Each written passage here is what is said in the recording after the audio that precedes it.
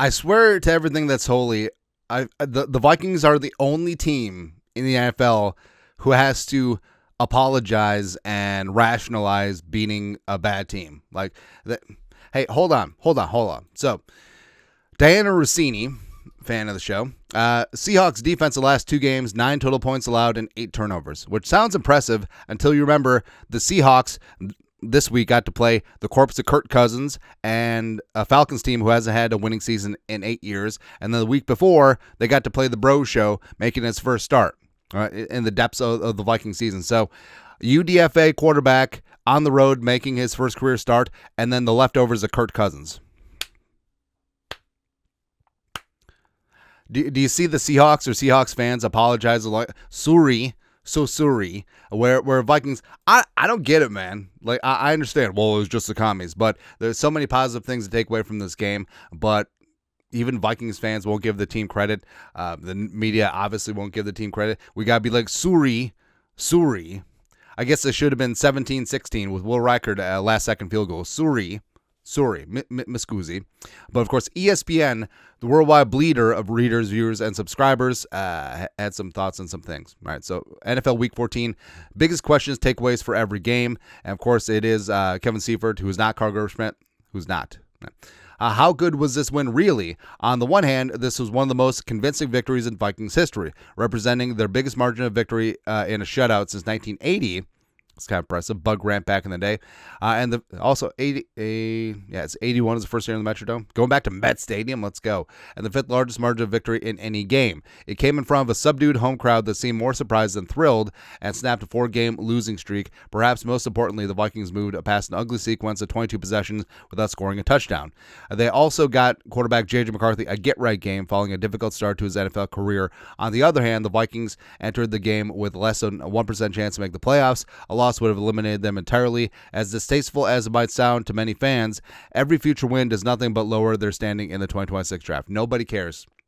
And the ones who care, we're talking about what we're talking about here. We're talking about picking between 7 and 12. You're probably somewhere in there. We're not talking about the number 1 pick. There's a lot of Tennessee Titans fans who are rather upset that they beat the Browns and cost them the number 1 pick. So I understand that to a degree, but we're not talking about that. And also, you could say, yeah, the Vikings have a 1% chance to make the playoffs. It's still 1%. They ain't dead yet, man. Right? Also, this game, it's more frustrating, but also it makes you feel better. Where you could look at this season and all the injuries, all the inconsistencies, all the ups and downs. You could easily write this team off as just being bad. It's like the aforementioned Falcons, who are just bad, even though they beat the Vikings ass week 2. The Falcons are just bad. They need a hard reset. They need to fire the GM, head coach, OC, DC, special teams coordinator especially, and completely revamp personnel.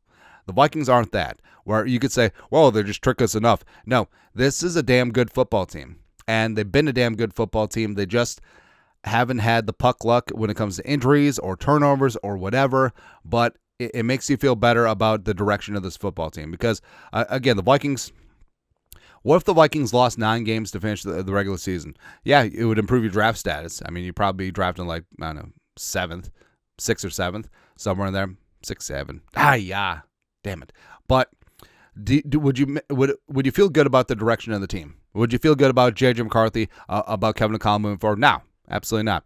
What to make of the quarterback performance? This is by far the best game of McCarthy's career. He returned from a 1-game absence due to concussion to complete 16 to 23 passes for a $163 and a career-high 3 touchdowns, all of which went to tight ends. McCarthy was accurate, played with poise, and benefited from a Commanders defense that largely declined to blitz him. On plays in which the Commanders sent a standard 4-man rush, McCarthy was 11 to 14 for a $106 and 2 touchdowns.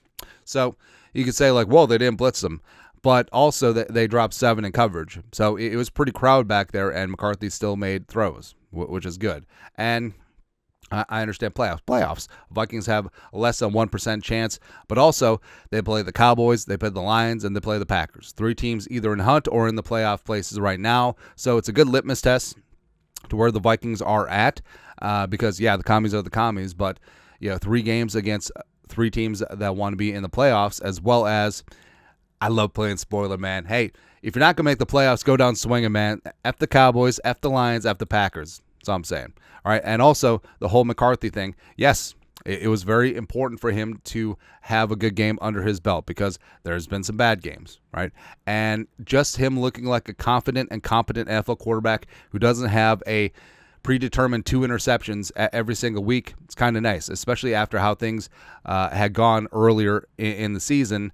The Packers game, not so much, and him becoming a meme about 999. You can't shake that. What can you do? But you can get rid of it by playing really damn good, and that's exactly what McCarthy did. And now get to flex against the Cowboys, against the Giants, against the Lions at home Christmas afternoon, and then against the greasy grimy Green Bay Packers, which is going to be beautiful, man. I mean, it could come down to the Packers trying to get the 1 seed, or the Packers trying to hang on to the NFC North title because they play the Bears again in 2 weeks. So taking the North away, taking the 1 seed away from the Packers, whoo, I love it, man. Freaking love it. Right. So, no, the Vikings do not need to apologize. The Vikings do not need to rationalize beating down the Commies.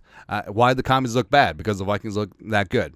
That's right. The Commies were 3-9. They weren't 0-12. But either way, the Vikings are never going to get credit. They're never going to get the benefit of the doubt, and it is what it is. But what this game showed is that this team is not fundamentally broken. And as you heard all year, it's just been a whole lot of woulda, coulda, shoulda, which is probably the most frustrating part of it, but it does give you hope for the rest of the year, as well as hope going into the future with Kevin O'Connell, J.J. McCarthy, and this damn defense. Let's go, man. Anyways, your thoughts are thoughts. ESPN trying to downplay just how good of a win was it for the Vikings. Let us know. Comment section. You guys are the best you know what to do. Skol, production value.